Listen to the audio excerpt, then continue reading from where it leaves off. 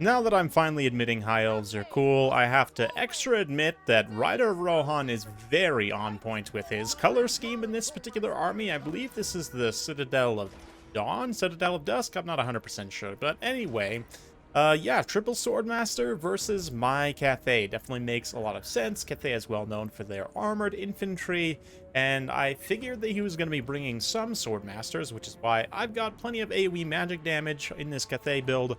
Dragon-Blooded Shingun Lord with Dragon's Breath and Jade Shield for nice cheap spells. We've also got two Astromancers on the Wujing Compasses for the freebound spells, and also to increase the mastery of the Elemental Winds for our main caster. And I've also got one unit of Crane Gunners, which is definitely not enough. As you can see here, Rider Rohan's also got 3 Bolt Throwers, Arcane Phoenix in the air, some Spearmen for support, Door of Life, Mage, and some Illyrian Reavers as well. Myself, to round things out, got some Jade Lancers in the back, front line of Peasants, and yeah, a couple Peasant Spears and Jade Warriors through the center, a couple Jade Crossbowmen with shields as well, a couple of Iron Hail Gunners out at the flanks, and Jade Halberds as well. So, let's get things rolling here. Right off the bat, I'm already thinking about how I'm going to possibly deal with this Arcane Phoenix. I figure that my AoE magic damage is probably enough to kill these Swordmasters. A very bad trade initially for me on the artillery here as well. The Crane Gunners are in range and do quite a bit of damage. This one unit of Eagle Claw Bolt Throwers, but get triple traded in return and just absolutely routed off the field, losing quite a few of their models. My idea here with the Phoenix is just to pop this Jade Shield, kind of park over top my own skirmish units, and try and fire in. You can see the Iron Hails are hopefully getting in range now. Jade Crossbowmen. Unfortunately, missile units are quite unresponsive and slow, oftentimes in Total Warhammer 3, so it takes them a while to get in a position to start shooting, but eventually they do.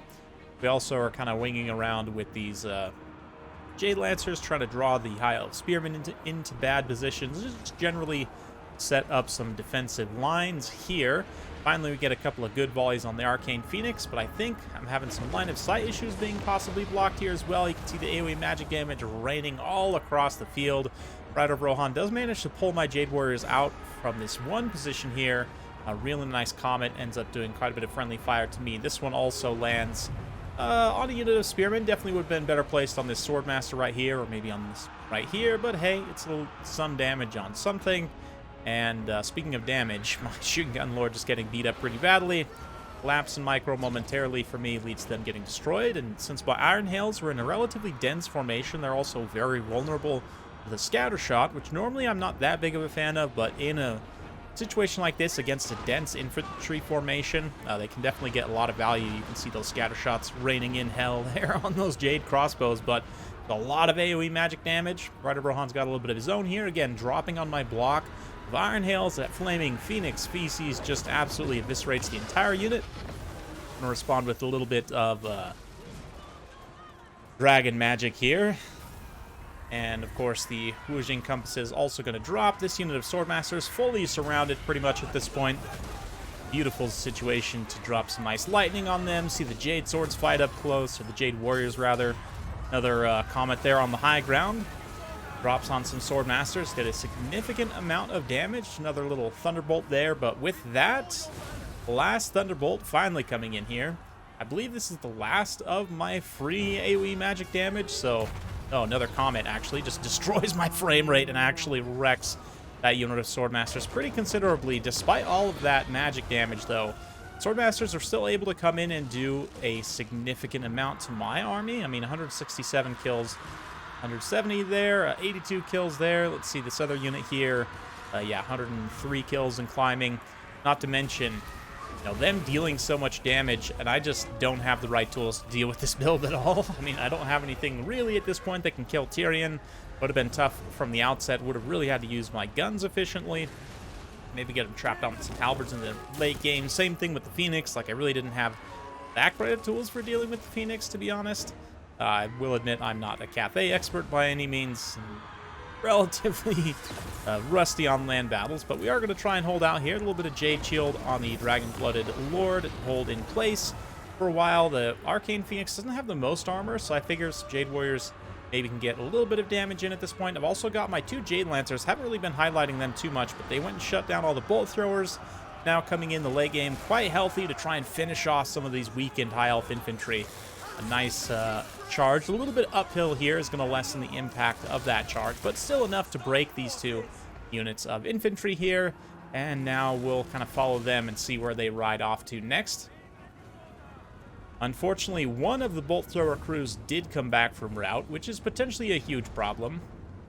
I'm not sure where they are, actually.